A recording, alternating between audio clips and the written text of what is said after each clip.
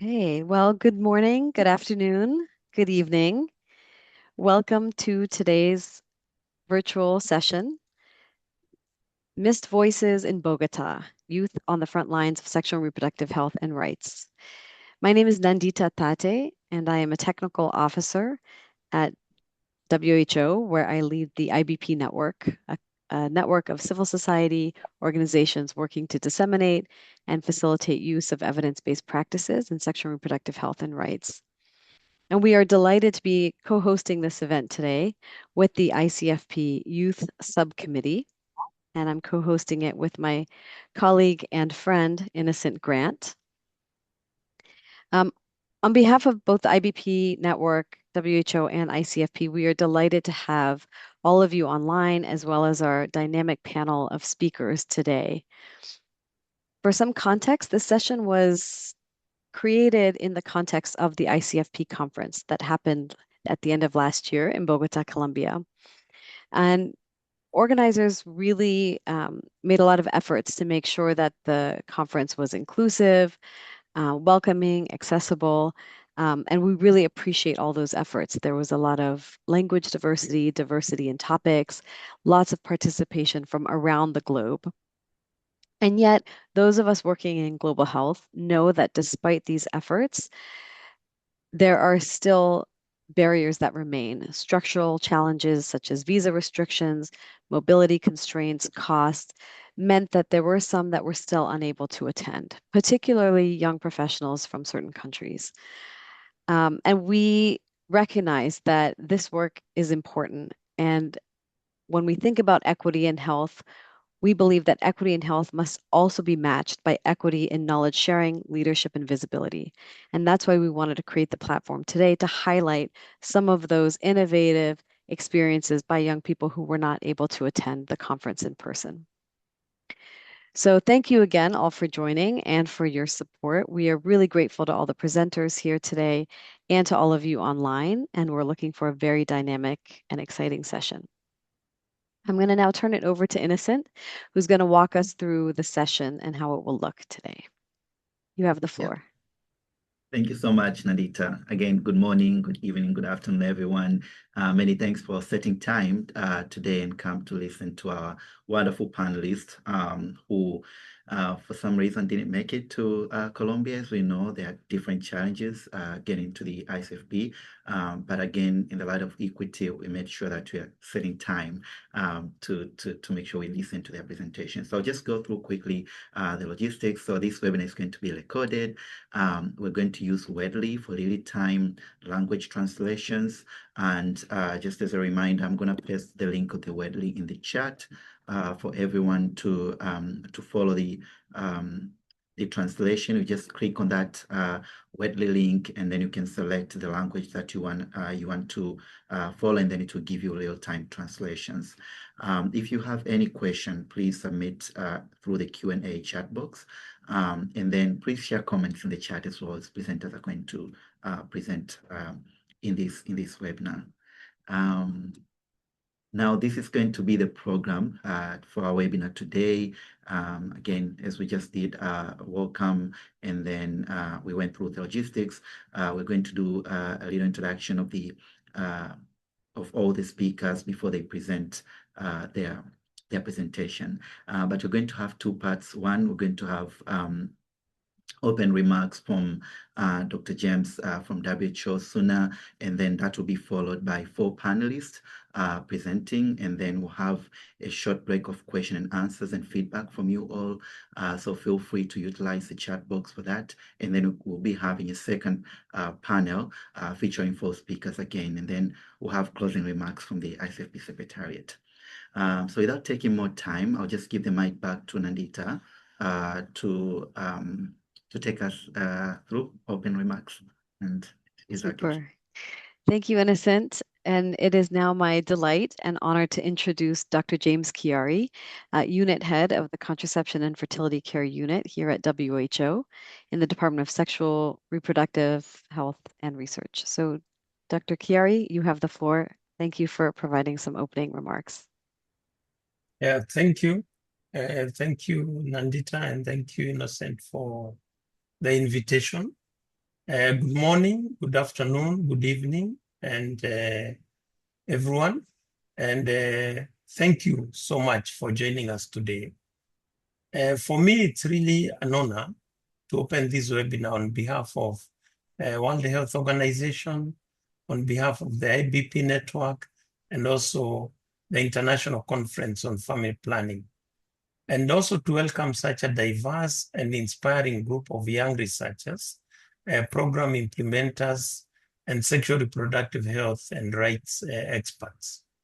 Today's session is especially important because it creates space for voices that are too often missing from global health conversations, not because of lack of expertise or impact or importance, but because of structural and systemic barriers, including visa restrictions and unequal access to global platforms.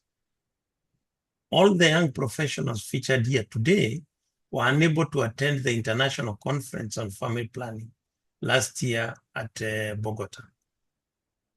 At WHO, we recognize that global health cannot truly be global if participation is limited to those who easily access borders and access these international spaces. The work that you'll be hearing about today reflects the real life on the ground, community-driven solutions, context-specific evidence, and courageous leadership in often very challenging environments. These are exactly the perspectives needed to strengthen sexual reproductive health and research policies, programs, and bring accountability at national, regional, and global levels. I want to emphasize that this webinar is not a parallel or secondary space. It is a credible and valuable platform that contributes directly to the global SRHR agenda.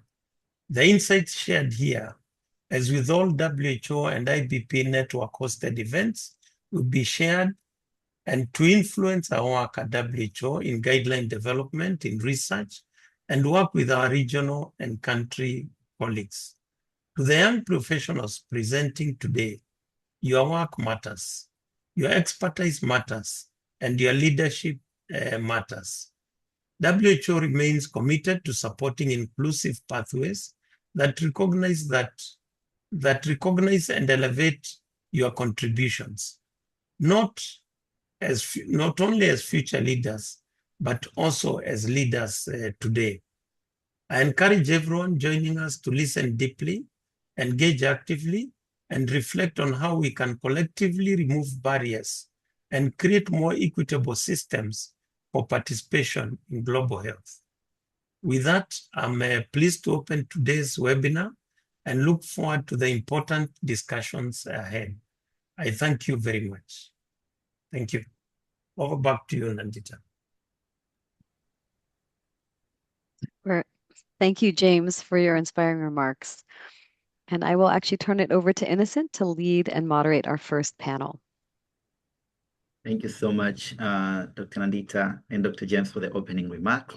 And without taking time, I'll move directly to the first panel that we have 4 speakers, but we're going to start with our colleague, Sheila Habib, who is the founder of Habib Fertility, a certified fertility awareness educator and social justice activist with a master's degree in human rights law and more than 5 years of experience in gender equality and anti-discrimination. She advocates for body literacy as a fundamental human right. She teaches emancipatory menstrual education so people can read their cycles as vital signs and make informed decisions about their own bodies. Sheila, please have the mic and welcome to present your work.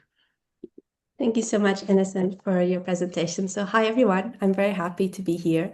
I'm Sheila. I'm a certified fertility awareness educator with a background in human rights law. Next. I grew up between Portugal and Angola in an Indian family, half Catholic, half Muslim, where talking about menstruation, contraception, or sex was really a taboo. So today I want to start by breaking that silence by asking a very simple, but I think a very important question. Are menstrual tracking apps safe? So the menstrual cycle was recognized as the 5th vital sign by the American College of Gynecologists, alongside heart rate, blood pressure, temperature, etc. But I think many of us were still taught that severe cramps, heavy bleeding, irregular cycles were normal, but they're not. Our cycle is always communicating with us. And if we have any of those things, that's our cycle saying, okay, maybe something is wrong. It could be a hormonal imbalance, a nutritional deficiency, high levels of stress, or even conditions like PCOS, endometriosis, thyroid, or diabetes. But instead of learning this body literacy, we are outsourcing it to period apps. In 2024 alone, more than 250 million people use the menstrual app. Next. They promise to monitor our cycle, predict menstruation, ovulation, so they're quite useful. But in reality, they collect much more than our period dates. They collect our PMS symptoms, our flow intensity, which contraceptives we use, our sexual activity, how we are doing physically and mentally, alongside our age, our location, our IP address. And if we think about it, that's not really about empowerment, that's about extraction. Next. Flow, one of the most popular period apps, was found guilty of sharing users' information with Google and Facebook without consent. And researchers from Cambridge University called our menstrual data a gold mine for consumer profiling, meaning that from our menstrual data, they could reveal our productive choices, our health conditions, and vulnerabilities that can be monetized and weaponized.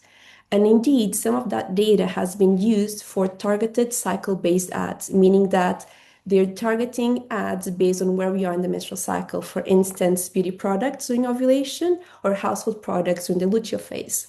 Or if we say we are pregnant, we're going to have baby ads, but if you have suffered a miscarriage, you're still going to get baby ads because you still have a profile as an expectant parent. So imagine that pain.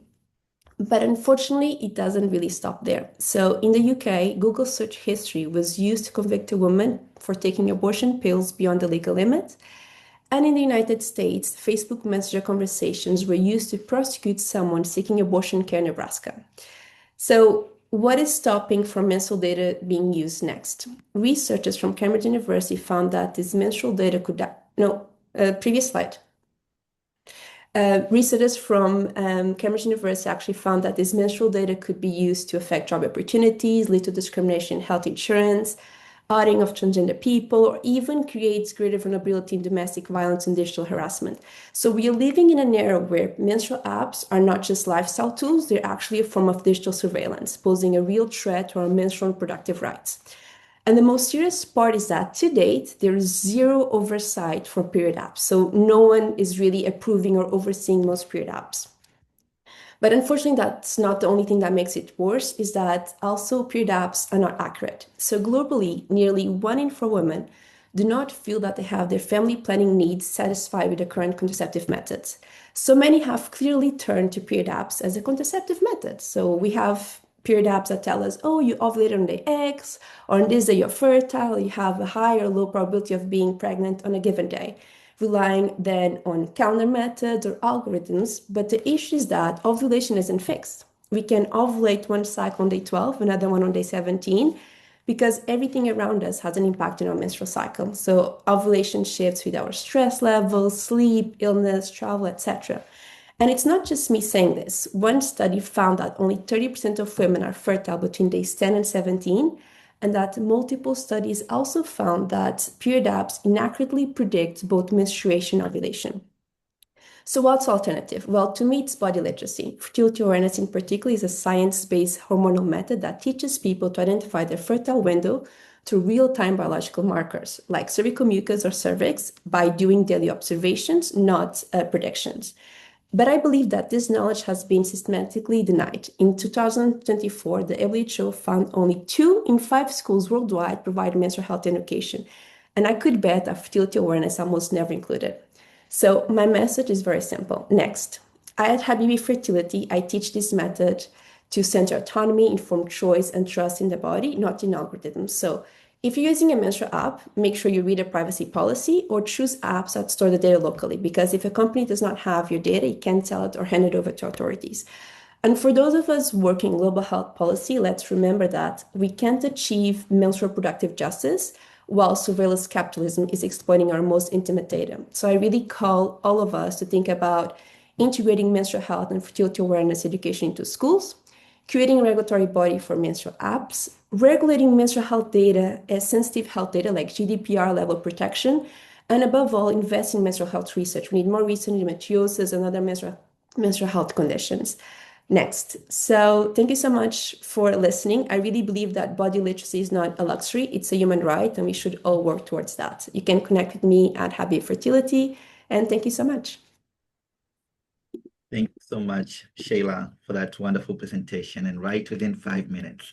Many thanks, and please feel free to ask questions through the chat, so as we can follow up that chat later during the Q&A session. Now, without taking time, I want to welcome Wacha, Roosevelt Wacha, who is a Cameroon-based adolescent and youth health advocate and youth policy researcher with over 7 years of experience in research, advocacy, and community-based programming. He is the co-founder of the 2x2 Youth Cameroon, a youth-led organization advancing the sexual and reproductive health and rights of adolescents and young people in conflict-affected context. He's also a secondary school teacher in Cameroon, integrating education, research, and policy advocacy to amplify youth voices and promote evidence-informed and youth-centered solutions. Wacha, please have the mic and do your presentation.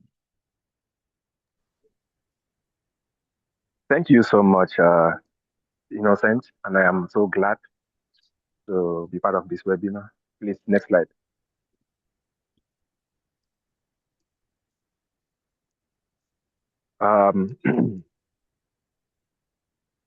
As you all know, if I want to start you, Cameroon is currently facing a crisis that broke out since 2016. Since the armed conflict in the Anglophone regions of Cameroon that has displaced up to now more than 1 million people and has led to the closure of schools and the shutdown of health facilities. Adolescents and youth are most affected in this, and this is least studied. And I must say that I am in the Anglophone. I am from the Anglophone region of Cameroon, and I have witnessed firsthand the devastating effect of this crisis, and it has really hindered. It has hindered the access of sexual and reproductive health and rights of adolescents. So the gap is the conflict has worsened sexual and reproductive health rights and outcomes of adolescents. And as I have said before, youth are highly vulnerable, and there is no grounded community level data from Cameroon in this aspect. So this study, the objective of our study was to describe the effect of the Anglophone crisis on the sexual and reproductive health and rights of adolescents, and to identify stakeholder recommendations for strategies to address the sexual and reproductive health and rights of youth in the crisis-impacted communities. And the approach that we used is that we had a quantitative secondary analysis of 12 community forums, wherein we had 316 stakeholders across. So we had to invite youths, parents, teachers, and health workers, NGOs, and faith leaders to have their idea on what can be done as strategies to address these sexual and reproductive health and rights of adolescents that have been impacted. So this was conducted from May to July 2020 during the peak of the conflict. And the conventional content analysis using DDoS was used to analyze this.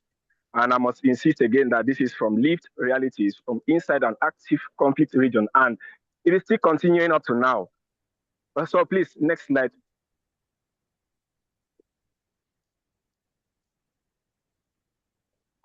So the key findings after having these community dialogues, and so I must insist again that we had these dialogues to hear from them, people that are affected directly. So we had with youths, as I said before, that we had dialogues with the youths, the faith leaders, medical doctors, traditional rulers, and all these stakeholders. We wanted to hear their view on what can be done as recommendations and strategies to address these limitations in accessing sexual and reproductive health and rights.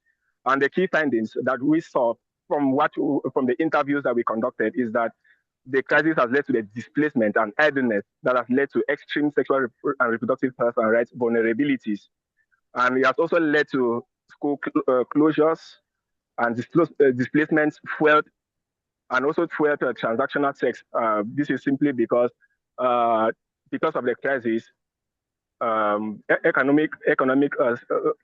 fact, it is difficult, of course, to work and have money. So many people engaged into transactional sex and exploitation, and we had early pregnancy. The second finding was that sexual violence widespread and was normalized. So 72 rape cases were reported during these community-led dialogues, and the perpetrators of these cases were armed actors. Remember that the fight is between the regular army and people that are claiming to be marginalized. So all of these armed actors were taking advantage of vulnerable people and the community members as well. So survivors face silence, stigma, and no support. So the next finding that we saw is the severe sexual reproductive health consequences of unplanned pregnancies, STDs, and HIV, unsafe abortions, and then psychological trauma, shame, grief, and suicidal thoughts. And the community solutions. So these are the recommendations that we had for strategies to address this in this context. So we had from them that we can reduce idleness through skills, mentorship, youth groups, and to prevent sexual violence through justice pathways, seeking justice, and to support parents and caregivers, provide trauma-informed psychological care. Next slide, please. So why does this really matter globally? So you see that conflict is normal, that conflict intensifies sexual and reproductive health and rights needs. And youth-centered community-driven solutions are possible.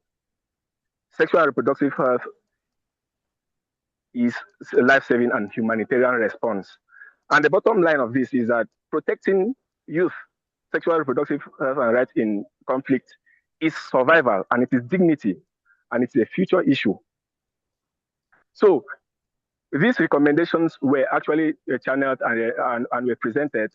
This is normally what I also present during ICFP, and these recommendations were handed because the study was funded by FP 2030 Rapid Response Mechanism, and it is actually published. So you can download the article and see the findings or more. So next slide, if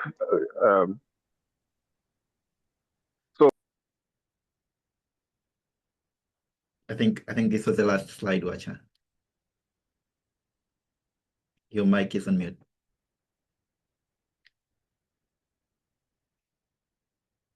Okay.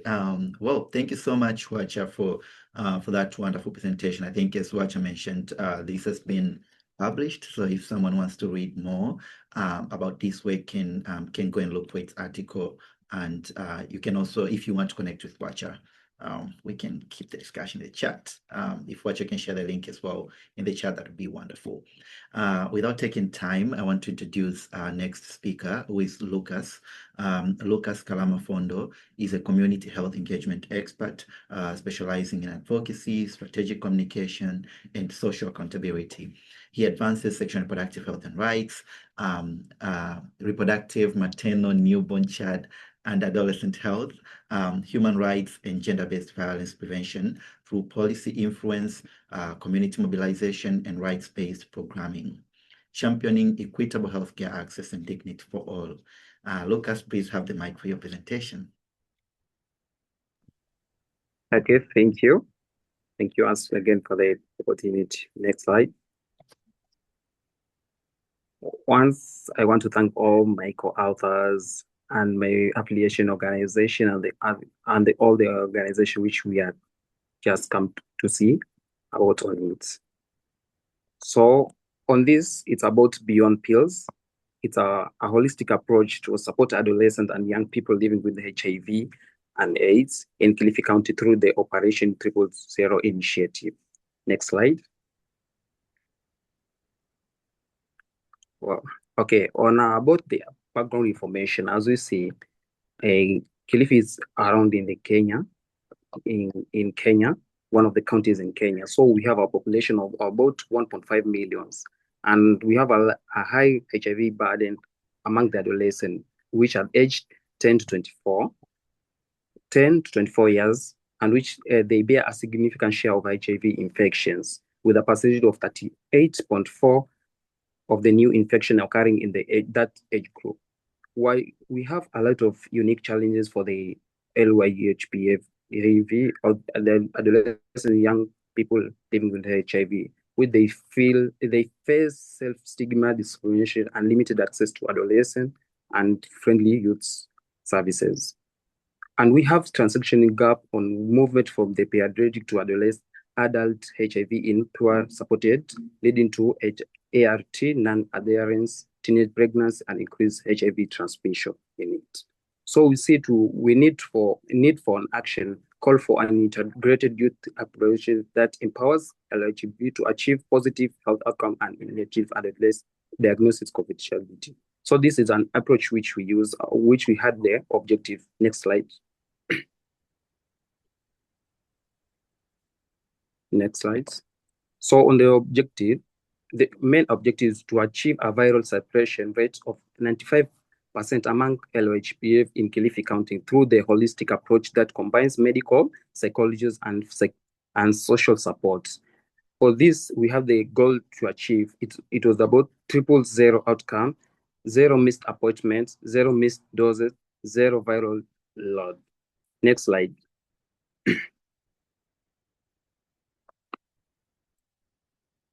So on this, we had the results. After that, on this evaluation we did around 2021 to 2024, we had achieved an overall viral suppression rate about 91% of that age group. Adolescent aged 10 to 14 attained an 95.53% viral suppression rate. Adolescent, which on the age group of 15 to 19, achieved an 89.5 viral suppression rate at that time.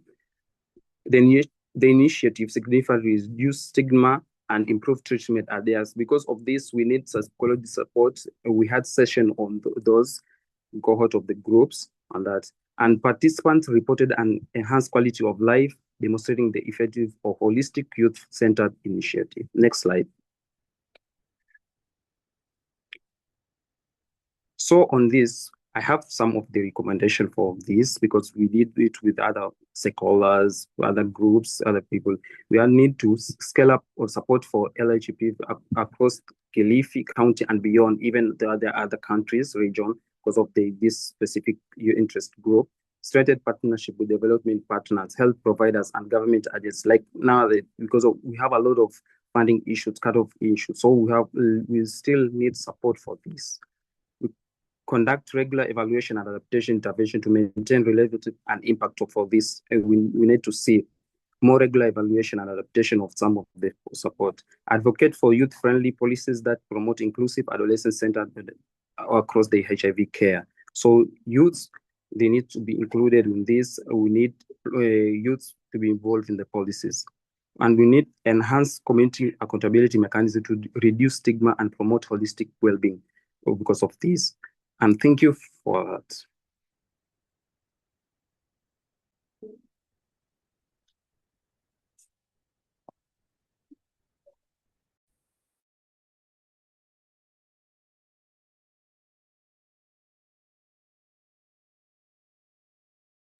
Innocent, you're on mute. Oh, thank you. Thank you so much.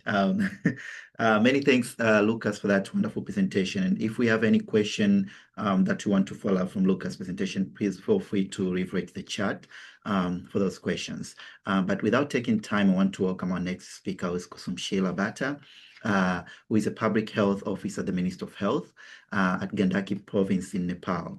She's an early career researcher with over 5 years of experience. Her work focuses on sexual and reproductive health and rights, health systems, and the well-being of vulnerable populations. Kusumsheela, please have the mic for your presentation. Hello, hi. Thank you, Innocent, for the introduction. Hello, everyone. I'm Kusumsheela. I am a public health officer and I work for the Ministry of Health here in Gandaki province in Nepal.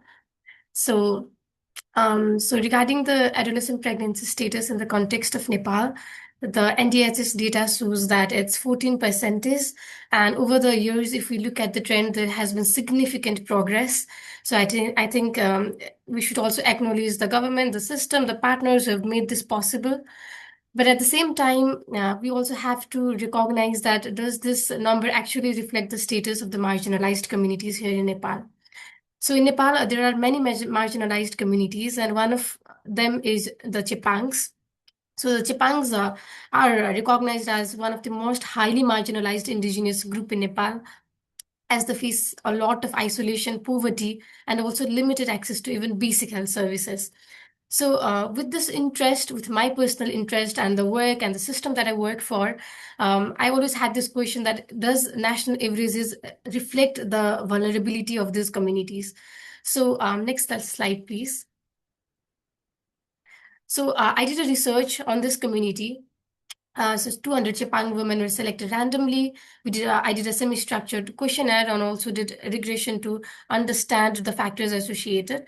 And the findings were actually very much concerning because 7 among every 10 respondents were pregnant in their adolescence. So that's 72%. And after the analysis, the major factors were poor knowledge of pregnancy and childbirth, significant unplanned pregnancies, and also lack of sex education. So to further explore these numbers, to further understand why in this community such significant adolescent pregnancy has been happening, I further did qualitative analysis. So next slide, please. So on the qualitative analysis, I did 20 interviews with the Chepang adolescent mothers, and a lot of different factors, a lot of different reasons why this is happening turned out. So first one being inadequate access as well as lack of use of sexual and reproductive health services.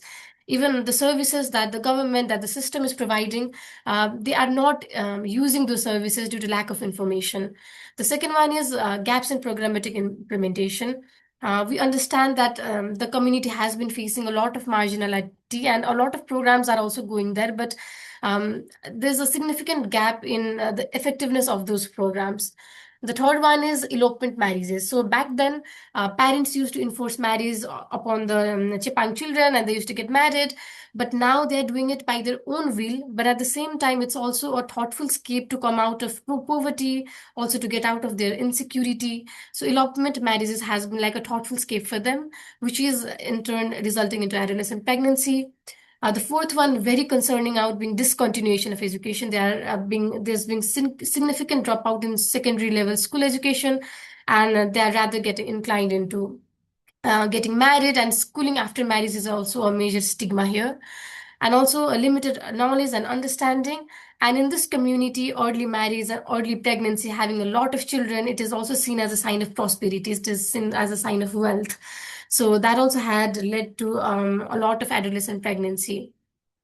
So to sum up all of this, as someone, as a civil servant, as a government officer, and also an early career researcher, I've really tried my best to link this finding to the policy, to the system, and to integrate it. But again, with the limited resources, with a lot of constraints, I also take this as an opportunity, as a call for action to all the global community that are working in this sector to work for this kind of marginalized, this kind of indigenous communities, because they are being masked out a lot in terms of when we look at the national indicators versus when we look at the community, it's 14% versus 72%. So that's a lot of inequity, a lot of disparity, and targeted evidence-based interventions are urgently needed. So I believe this global community would also help build a kind of intervention for this community. So thank you so much for organizing this and giving us a voice to raise this important issue.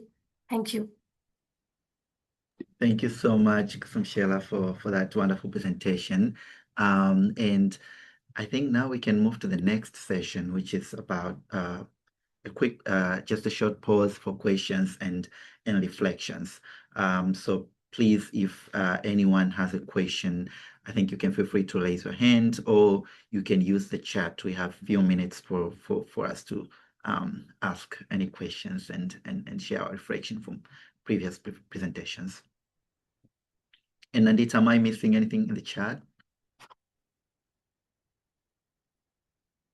No, I think there are some really some great comments and appreciating all the excellent work that you all are doing. There were some questions in the Q&A box, so I would invite Lucas and some others to respond directly in the Q&A. You have access to that. We have one hand up. I'm not sure if this is a question, but let me see if I can give the floor to Abe Bois. Do you have a question for our panelists? Isheti?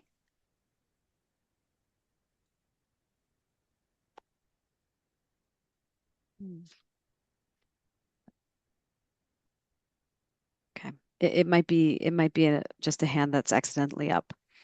I think maybe we can just move on, Innocent, and then we can see if there's time at the end for questions overall.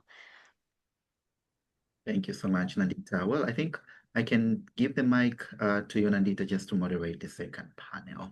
Super. Thank you so much.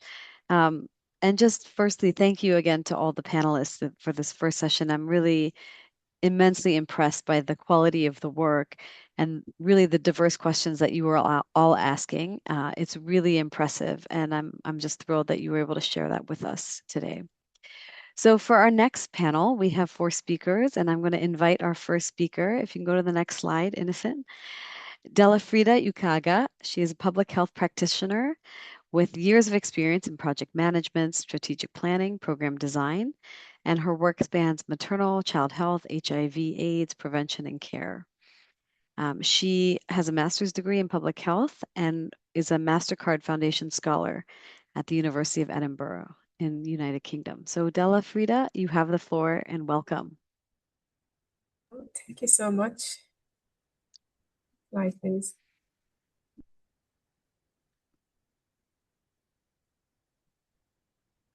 Hi, thank you so much for the introduction. So I'll be presenting the structural and social barriers that face female patent proprietary medicine vendors in Kano State, Nigeria. So for the purpose of this presentation, I would like to highlight that the patent proprietary medicine vendors are more like health-trained persons who provide first aid services and over-the-counter services in their communities. Next slide, please. So before I start, I want you to assume me to be Amina, who is representing the voice of many women in northern Nigeria. Women like Amina make up most of the health workforce, but very few of them own health businesses. In Kano State, for instance, where this study was conducted, the ratio of 1 female PPMVs to 16 male PPMVs, and considering the religious constraints and barriers of women in Kano State, it limits the uptake of family planning, as most women feel very, very comfortable taking up family planning services from their female counterparts. In 23 local government, out of 44 local government, there is no female PPMV. So that means that in this 23 local government, there is low uptake of family planning services. So we conducted this study to understand the barriers that limit females, health-trained persons from having a PPMV. Next slide, please. So this study was conducted among 96 female PPMVs that comprises both married and unmarried people, and we try to understand the financial, societal, and economic barriers that limit their participation in the FP service delivery. Next slide, please.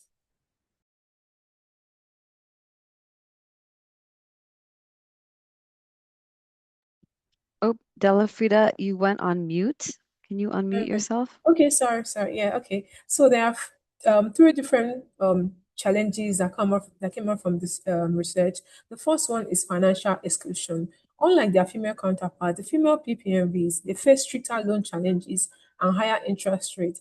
As a matter of fact, one of the women said that some institutions don't give loan to pregnant women. So imagine being told you can't expand your business simply because you have a child. The second one is business constraints. Most women complained of debt, accumulation of unpaid clients. So most clients come and they take up some of their products on credit and refuse to pay. And when they try to make further, they will call them heartless or they're insulted. So it makes it difficult for them to want to restock. So they just have smaller products on the shelf and no ability to restock. The next one that came up is the society challenges. Women running shops that offer family planning, they are often a target of stigma. Some men intentionally don't go to female PPMV shop because they are just men and don't want to patronize women. And sometimes one of these women, when most of the married women, when they succeed, they often face pushback from their husband, like they are more successful than them and from their family. So this particular challenge or these three challenges capture the vicious circle of barriers that traps women and limit family uptake in the communities. Next slide, please.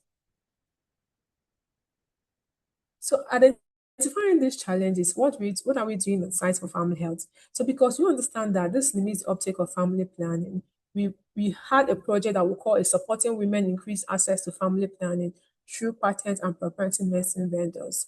We call it the SWIFT project. So basically, we are providing women with access to microcredits. If some institutions refuse to give you loans just because you might be pregnant or because we provide access to microcredits where you can have access to credit, and then of course a stimulated amount of time that gives you liberty to pay at your own pace. We provide business mentorship because that's one of the barriers that came up. People don't, most of these women don't know how to run a business, and then a vendor management system that helps them to track and stock their products. And the aim is just to establish 400 female PPMVs in Kano State, ensuring that at least each community, because remember that at the initial state, I mentioned that 23 communities don't have any female PPMVs. So we need to ensure that at least each community has 2 or 3 female PPMVs that is serving, providing family planning to women and, of course, other healthcare services to families. So through these initiatives, we hope that women will gain financial independence, improve business management skills, and, of course, increased confidence. Next slide, please.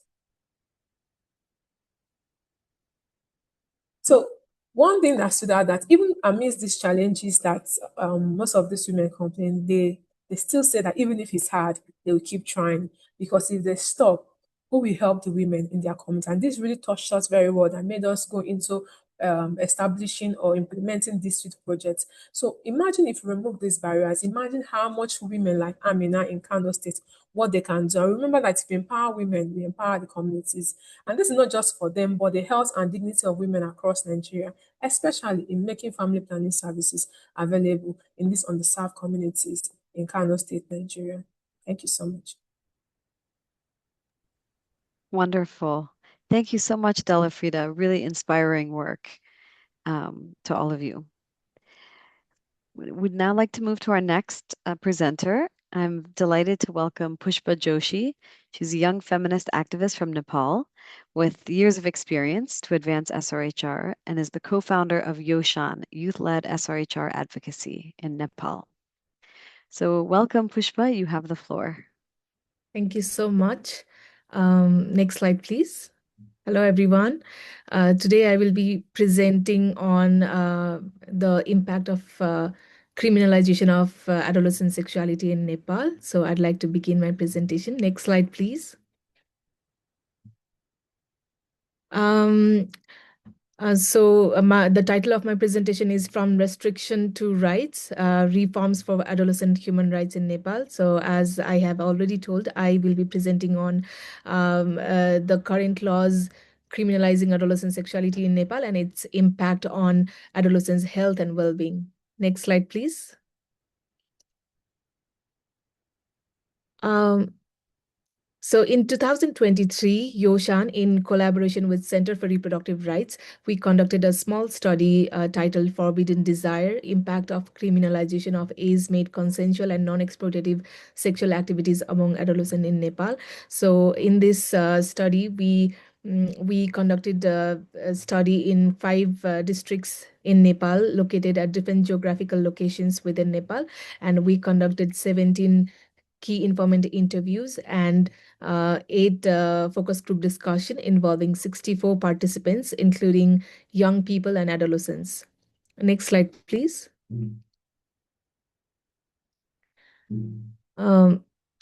So talking about the background of the laws surrounding sexual consent in Nepal.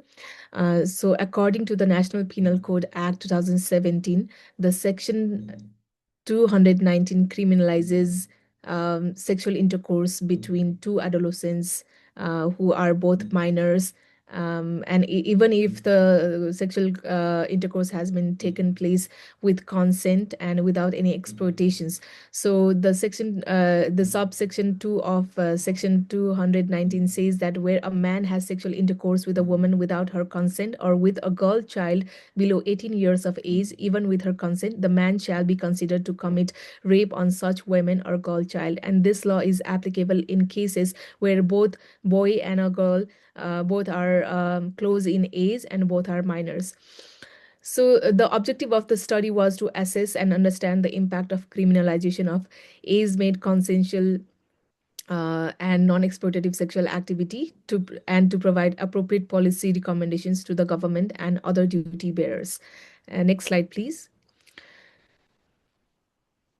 During the study, we had some very shocking and interesting findings. So some of them are listed here. So first one is family and societal response. So when family and society get to know that two people, both minors who are close in age, are engaged in sexual activities, the family, what they do is if the class and caste of both the boy and the girl are similar, then the family forces them to get married, even if they are not ready to get married. And the society stigmatizes both of them and look at them in a very degrading way. And talking about the response of schools usually rusticate and expel students if they caught two students involving in sexual activities.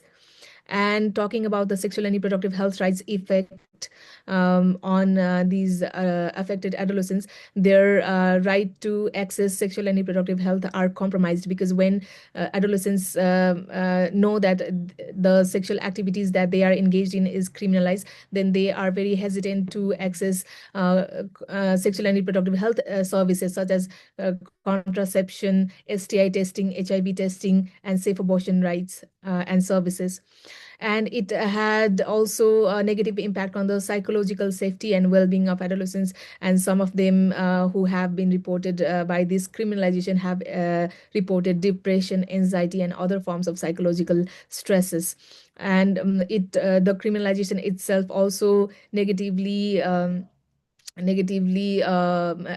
affects the attitude towards sex and sexuality in general. And it has also caused developmental and social impacts of incarceration during adolescence. And one interesting finding is that people in Nepal are also misusing this law by only targeting Dalit boys. So Dalit means the community in Nepal who falls at the bottom of the caste hierarchy.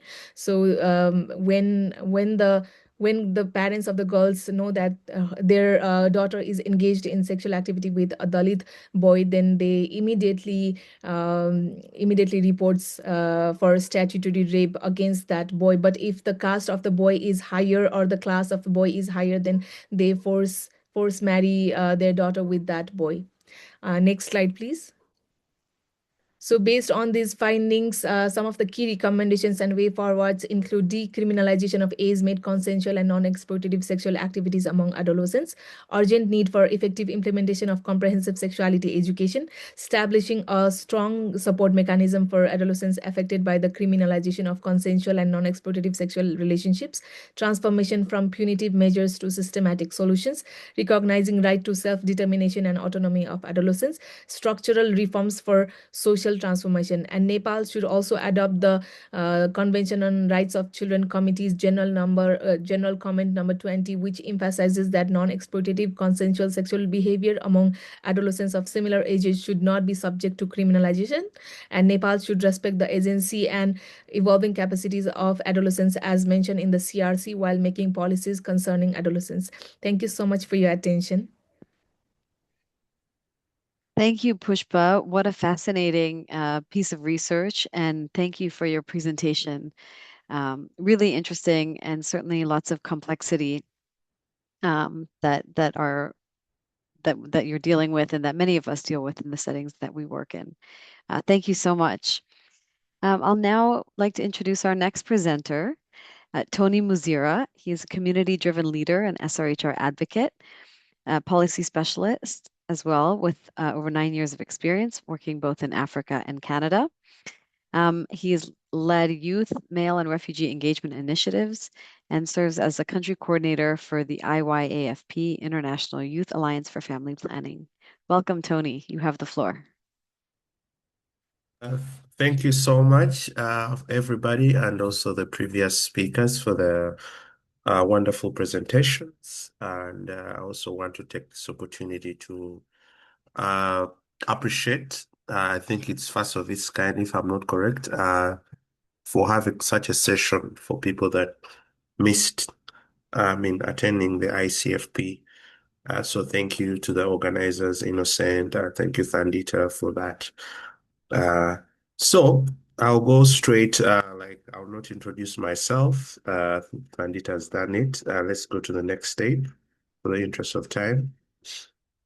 Yeah, so basically, this is something that I have been actually working on with a couple of young people in Uganda and the organization that I was working with at that time, the Foundation for Male Engagement, a non-profit organization that works with men and boys to end violence against women and girls. And one of the things that we're pushing, it is the family planning male engagement strategy. It's something that we are pushing at the district level. In Uganda, we have a structure of administration where we have districts and ensuring that this strategy is being implemented so that men take parcel and ensuring that family, because men actually, it's evident that they don't support women in terms of they're actually a barrier for women because of cultural barriers in accessing family planning. Next slide. Yeah, so we did some research, and the figures you see, those are 3 districts, Luuka, Mayuge, and Oyam. Luuka, Mayuge, those are districts from the eastern part of Uganda, and Oyam is the northern part of Uganda, which is extremely poverty-stricken. And those are the contraceptive prevalence rates. You can see that Mayuge is actually higher than the others. So the uptake is really, really low in those rural areas because of so many barriers, the harmful gender norms, the limited male involvement, the reproductive coercion. So the harmful gender norms is the cultural barriers against men because of the patriarchal system. So usually men don't believe that women should, take family planning services, and which is one of the barriers. The limited male involvement also is one of the barriers in regards to see that women are uptaking family planning, and also the reproductive coercion that comes oftenly as a result of these cultural barriers. So we actually also came to find out that oftenly men take control of reproductive decisions, limiting women's autonomy. So women are put in a vulnerable situation where they can make an informed decision because men are taking control, as I said, because of those cultural barriers. Next slide. Yeah, so these are some of the interventions that we took. We had male engagement advocacy campaigns. We sort of had dialogues in all these 3 districts. We had media outreach, we had educational sessions. And in those education sessions is when we sort of trying to debunk those negative attitudes that arise from those cultural barriers. So we train men on how it's important for them to support women, but also to ensure that women are making informed decisions. We were training male community leaders as family planning advocates, and our target was about 1,000 men and 500 women, including marginalized groups. Next slide, please. So some of the key results. So there we had a 40% increase in male participation in FP decision making. That is at a district level. So most of the men that we met, we actually were using different strategies. We're looking for men in bars. We're looking for men at different places where men converge, because literally men, these are things they don't want to speak about. So we're going into places of comfort, and but using a non-judgmental strategy in order to have their attention, in order to interest them into this sort of advocacy. And trust me, these were very interesting conversations. Some of them, they're like, it was because of these trainings. I'm now supporting my woman. I'm now taking her for antenatal. We have 6 children. We have now agreed that we're not going to have more children. And I'm gonna ensure that my wife takes family planning. And most of them actually, they were actually confirming that they lacked this sort of information out of lack of awareness. We also saw 35 increase men accompanying partners to FP clinics. I just hit it on that. We also saw 60% of women felt more empowered to make FP decisions. 50% increase in men discussing FP with peers. Like I said, we used to go to bars, soccer tournaments, so you would find men are sharing this sort of testimonials as a result of having these sort of conversations. Reduced reproductive coercion also reported, like I said earlier on in one of the issues. We saw women making informed decisions that are really, really mutual conversations with their men in their homes. Next slide. So lessons and policy implications. So one of the things we're actually emphasizing is we want to see male engagement works, but it must be a context specific. Community leaders are powerful change agents. Cultural resistance persisted in rural Oyam. Rural Oyam is actually in the northern Uganda, like I said initially, and there's a lot of cultural resistance there. So there's a lot need to be done that side. We also emphasize that policies should integrate male engagement component, address gender norms, and prioritize equity and marginalized groups. Sustainable change requires long-term community advocacy. Next slide. Yeah, so in conclusion, we feel if we have male engagement, that will address the issue of the uptake, that will address the issue of gender equity. We shall have a shared responsibility that strengthens reproductive autonomy, most especially among women. And we also emphasize that this scalable model for rural Uganda and sub-Saharan Africa. Now, these are my words, that were in conclusion.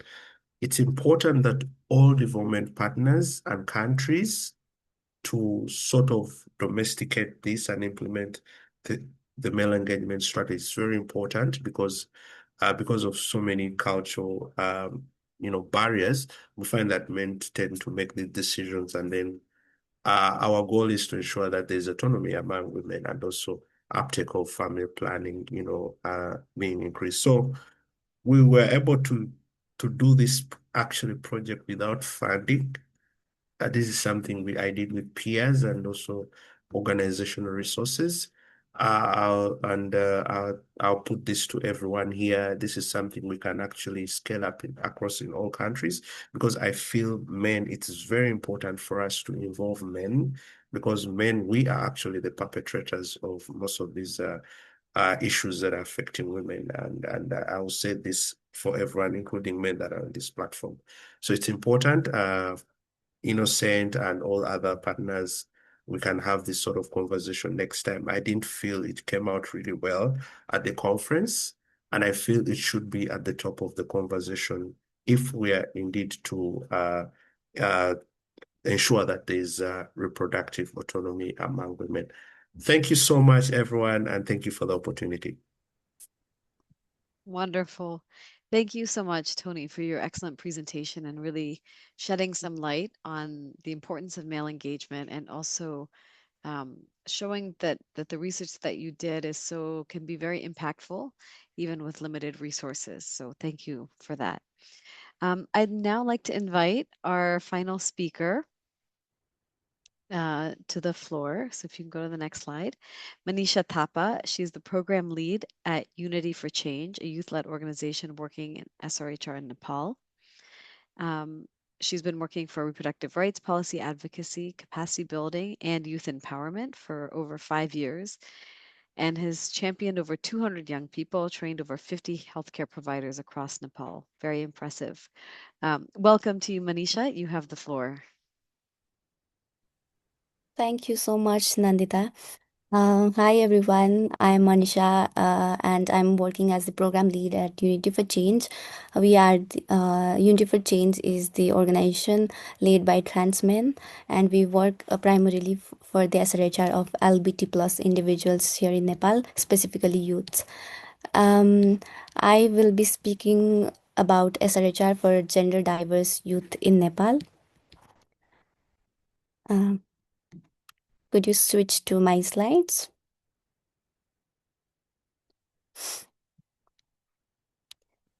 So in Nepal, sexual and reproductive health and rights are still designed around a narrow binary understanding of gender and sexuality. Trans men and the LGBT plus individuals, many of whom are assigned female at birth, are rarely counted, consulted, or intentionally included in national SRHR policies and programs. This visibility has real and everyday consequences, and people who menstruate but are not recognized as women still face stigma and exclusion in schools, workplaces, and health facilities as well. Those who need abortion care often delay or avoid services altogether due to fear, misinformation, and discriminatory provider attitudes.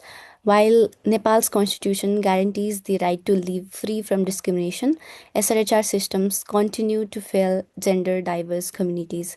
And I believe that these gaps are not accidental, they are structural. And they determine who feels safe enough to seek care, whose needs are legitimized, and whose bodies are left outside the system. Next slide. I've been working in SRHR in Nepal since 2021 after completing my undergraduate degree in public health. Over the years, I have coordinated youth-led SRHR initiatives across all 7 provinces of Nepal with a strong focus on community ownership and inclusion. In menstrual health, I coordinated school-based menstruation workshops and led training of trainers for menstrual health activists, explicitly integrating sessions on trans menstruation, which is a topic almost entirely absent from Nepal's SRHR discourse. These trained activists now lead conversations in schools and communities that challenge stigma and expand understanding of who menstruates. Similarly, in family planning and abortion, I coordinated community outreach, media engagement, and local government advocacy. And through this work, 200 plus youth champions and volunteers collectively led 98 plus community-based sessions on safe abortion and family planning, and they reached over 6,000 people and engaged 34 local governments across Nepal to push for stigma reduction and service awareness. As I recognized the deep gaps in SHR for LGBT plus communities, my work increasingly centered on gender diverse individuals, especially since the last year. Since last year, I have worked closely with trans men and LGBT plus groups to ensure that SRHR information and services are inclusive as well as affirming. I contributed to Nepal's first research on trans menstruation, titled Menstrual Discrimination Among Trans Men in Nepal, addressing a complete absence of evidence in this particular area. And through Unity for Change, we also continue to create mass media products, documentaries, short animations, and digital campaigns to shift public narratives around gender diverse SRHR. And And I was also fortunate to have gotten the opportunity to coordinate a media fellowship across all 7 provinces, supporting journalists to report responsibly on SRHR and abortion, and laid value clarification and attitude transformation BCAT trainings for healthcare providers, policymakers, as well as content creators in Nepal. While talking about this work is also challenging, but it is really essential, not just in Nepal, but for every part of the world. And I have witnessed young trans and LGBT individuals shed tears upon realizing confidence and relief when they felt seen, safe, and empowered through leading these initiatives. And this is why this work holds a very deep meaning to me. Next slide, please. Nepal's SRHR future depends on whether we move beyond a token inclusion. Menstruation, family planning, and abortion must be recognized as SRHR issues for all people who experience them, including trans men and LGBT plus individuals, not only the cisgender. SRHR and pressing issues of mental health and climate change also cannot be treated in singular anymore. Community realities in Nepal so that they are deeply interconnected, especially for gender diverse population who face layered stigma. And since youth across Nepal are already leading change in communities and local governments, it is time they are trusted not just as implementers but as decision makers and knowledge holders. Thank you so much to ICFP for selecting me as a Youth Trailblazer Award winner at ICFP 2025. And platforms like this webinar matter, especially when physical access to global spaces is denied due to passport privilege and other structural barriers. Thank you to all, and I hope to see you all in person somewhere. Super. Thank you so much, Manisha. That was really inspiring and really excellent work. So thank you to all of our presenters, both of the second panel, but even the first panel. It's really impressive to see the range of work that you all are doing in research. So we heard about some of the fertility work. We heard about work in humanitarian settings. We heard about linkages with health sectors like HIV. We heard about linkages with non-health sectors like microfinance. Then we heard about male engagement, working with trans and diverse gendered people. Really quite a range of topics. So really congratulations to all of you for your excellent work and commitment to SRHR in your communities. We do have a little bit of time, so we'd like to open it up for some questions before we go to our closing. And I'm going to stop my sharing so that we can sort of have more of a dialogue, and then I'll go back when we go to our closing. So raise your hand if you have a question. And I see Juan Recon has the hand up. Go ahead, Juan. I'll let you go first. And if you can just introduce yourself quickly, that would be great. Okay, we've seen a lot with some of the colleagues on the team. I was part of the ICFP Youth Subcommittee, specifically with the Regional Youth Movement Workstream. So we've been working really closely with Innocent and some other people here. I'm part of the Pro Familia Youth Network based in Bogota, Colombia. And I think that's it. I've been doing a little bit of arts and LGBTQ plus advocacy. So I think that would be like my introduction. And I just had a couple thoughts. First is regarding the last presentation, Manisha's presentation.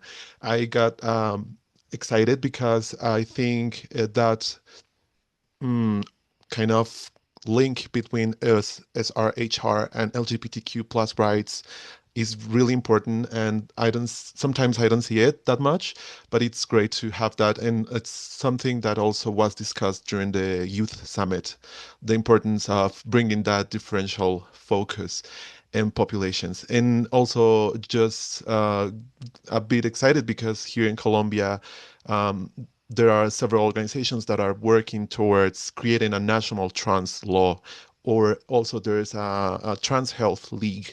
So there is a lot of work that's being done and a lot of political advocacy that's being done. So that's pretty interesting to see that's happening in other parts of the world. And just the second thought is I've heard a little bit about the work in rural spaces, and I've heard that conversation, but I just wanted to maybe highlight the kind of the complexity of the territories because I live in the city. And if you go local, well, if you imagine like Bogota, you might think there's no barriers to family planning or SRHR. But if you go really local, Bogota, for example, is divided into 20 localities. And some of the south, I was talking to a reference from the health secretariat, and she told me like there's been a raising in early pregnancy rates here in some part of the south of the city.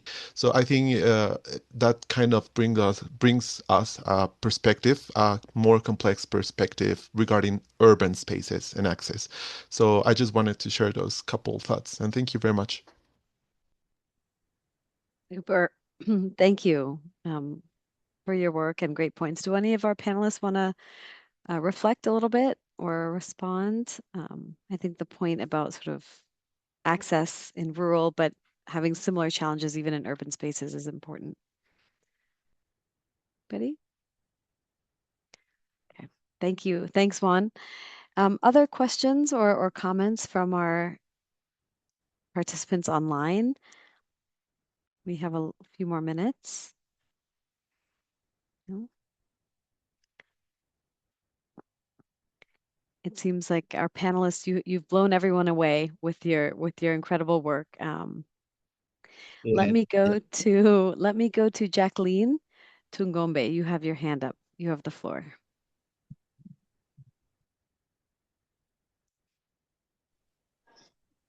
Oh, okay. Thank you so much for the contributions in presentation and also remarks from different speakers.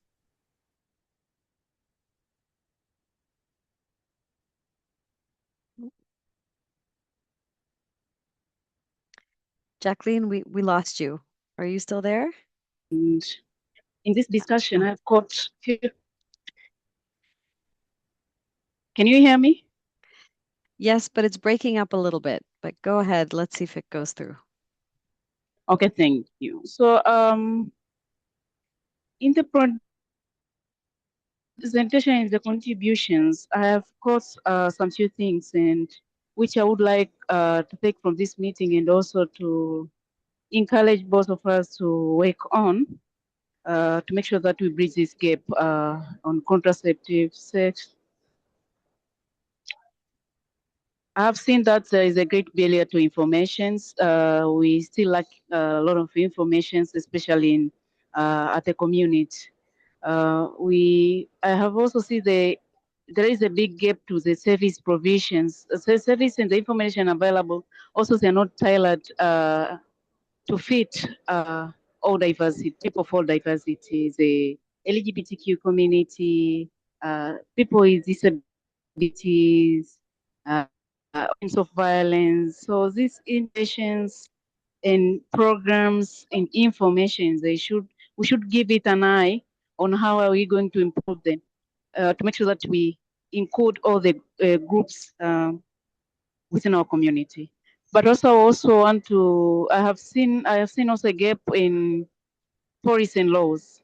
I think most of our countries, we still have a huge gap on the policies and laws regarding SRHR issues and contraceptions. I think we need to work more on finding ways to have law reforms, but also encourage formations of new laws which guide the provision of services and also the protection against the stigmas around these areas that we're working for. I think this is my contribution for today. Thank you so much for this part. Thank you. Thank you, Jacqueline, for your comments. And let me give the floor to one last question from Oluwafemi. You have the floor, and then I'll turn it over to our panelists to see if they can respond. Okay. So thank you. Excellent presentation thus far. So this is Femi Wolabi. I work in the NGO space, particularly HIV program and also integrating sexual and reproductive health for particularly adolescents and young persons. So my question is that in the course of the conversation, there were no mention of one of the components of sexual and reproductive health, the post-abortion care, particularly for young persons. So it's important we also strengthen that, even though abortion is illegal in Nigeria, but that doesn't mean that we shouldn't cater for them, particularly when it comes to the manual vacuum asphyxiation and also the administration of antibiotics. So those are conversations that we also, particularly in WHO, that's also join us, that should also be integrated into the SRH, because abortion happens practically every time, and we need to have the girl child have access. I like the story painted by the SFH happening in Kano State. So those are things that we need some level of policy makers to engage our federal Ministry of Health to ensure that these things are well integrated for access. Thank you. Thank you so much for that point. And it's true. I think and I think we did hear it, sort of the range of SRHR issues, and it's important to address the range. And we know that the range of services is quite large. Thank you all for your participation. Let me turn it over to our panelists to see if anybody wants to comment on some of the questions or just give some reflection before we turn it over to Kellie for our closing. Any of our panelists want to reflect a little bit? Hi, yeah. Let me Yes. Go ahead, Delafrida. Okay. You have the floor. Yes. So I just want to reflect on what I think I've forgotten his name mentioned about neglecting some persons in the urban areas.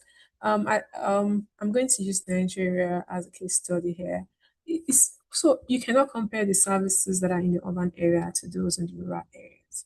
You cannot compare the advantages that those in urban areas have in the rural areas. For instance, there is this access to healthcare facilities in urban areas. But in rural areas, a lot of persons have to go a long way, many kilometers, just to access the basic simple care. So, which means like sometimes the interventions are targeted towards those people.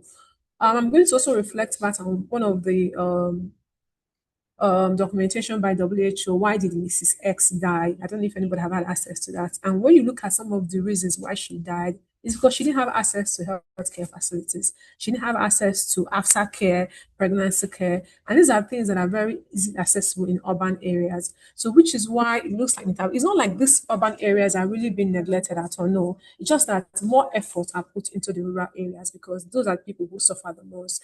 And also, when you compare the economic capabilities of these two people in these two different areas, then you understand why interventions go to this. So I just want to highlight that so it doesn't look like all focus are just going to the rural areas. It's just based on these facts and there's data to back it up as well. Thank you so much.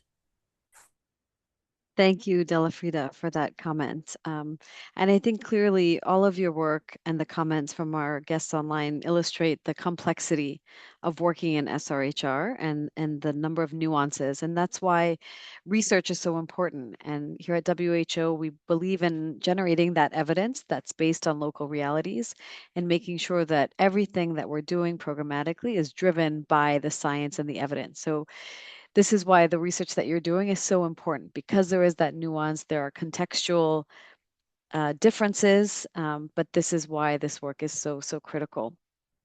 So thank you again to all of our panelists. There's a lot of dynamic discussion in the chat as well, so thank you to our audience for staying engaged. I'm going to now turn it over to Kellie Welborn to give some closing remarks. Innocent, can you pop the slide up quickly? I just want to introduce Kellie, give her a proper introduction. Kellie Welborn is from the Gates Institute at the, what's it called now? Senior Gates Institution of Population. Kellie, you can correct me. I know they changed the name recently. But more importantly, Kellie is sort of the brains and the passion behind the International Conference on Family Planning and has worked tirelessly to make sure that the conference is as inclusive and as diverse as possible. And so we really appreciate all of her efforts and her support for this session here today. So Kellie, welcome, and you have the floor. Thank you so much to each and every one of you for taking the time to come together with us and present your work. It's a nature of international conferences, unfortunately, these days, that it's difficult to get everyone into the same place, especially when we're trying to expand the locations across the globe where we host the ICFP. But this was the first time that the ICFP was hosted in Latin America, which was something that the community across ICFP had been clamoring for a long time. And so we were just really delighted to be able to host it in that area of the globe, but really understanding that there would be some people that would not be able to make it there. So we really love to lean into these moments that we have virtually to ensure that light is being shined on the work that you're doing, because it is so incredibly important, especially the next generation of leaders in this work.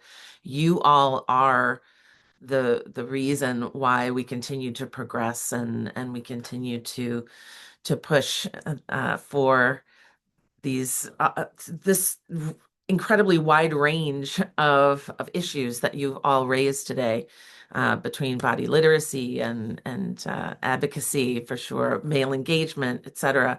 We look to utilize not just the conference at ICFP, but the platform on which it sits, that really has activities and things moving in between the conferences year over year, to really bring all of these different topic areas and areas of work, not just research, but program implementation and advocacy efforts to the fore, so that we can continue as a larger collective to move our work forward and to ensure that sexual and reproductive health and rights do not fall off the global agenda, which seems to be at risk these days. So I want to appreciate you, each and every one of you, for your work and for doing this work in this time that we're in, and advocating for all of these different populations. And I want to make sure that we are continuing to highlight the work that young people are doing across the field, so that we can elevate your voices and ensure that the SRHR community is listening and is moving things in a direction that you'd like to see it move. So really, kudos to each and every one of you for the work that you're doing and the impact that you're having in your communities and across the globe. And I'm just looking forward to engaging with you across the ICFP platform and in other ways. I know we have so many here from IYAFP and other partnerships that we have. So thank you so much. And we look forward to continuing to see you on youth subcommittees and other subcommittees across ICFP, to really ensure that we're collectively moving things forward together. So thank you. Thank you so much, Kellie, for your commitment and support and passion for this work. So with that, I think we are coming up to the end of our time. I just wanted to highlight a couple of things. One, the webinar will be recorded. Actually, Innocent, if you can pop up that last slide, just so people know where to access things. The webinar will be recorded. We're going to try to post it on the IBP network site as well as the ICFP site, the youth subcommittee and the program implementation pages.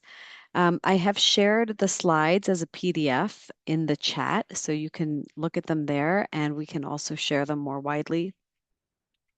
Please do visit the IBP network site to learn more about our network and the many communities of practice that we have, including on fertility care, male contraception, some of the topics we heard today, trans health, and others. And also, please do visit the ICFP site as well. As Kellie mentioned, there's a lot of resources there as well, including various communities and ways to get involved.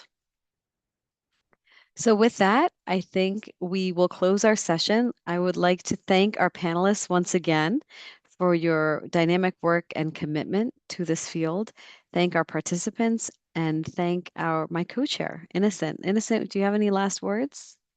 Well, no, I think Kellie and Yonadita said it all.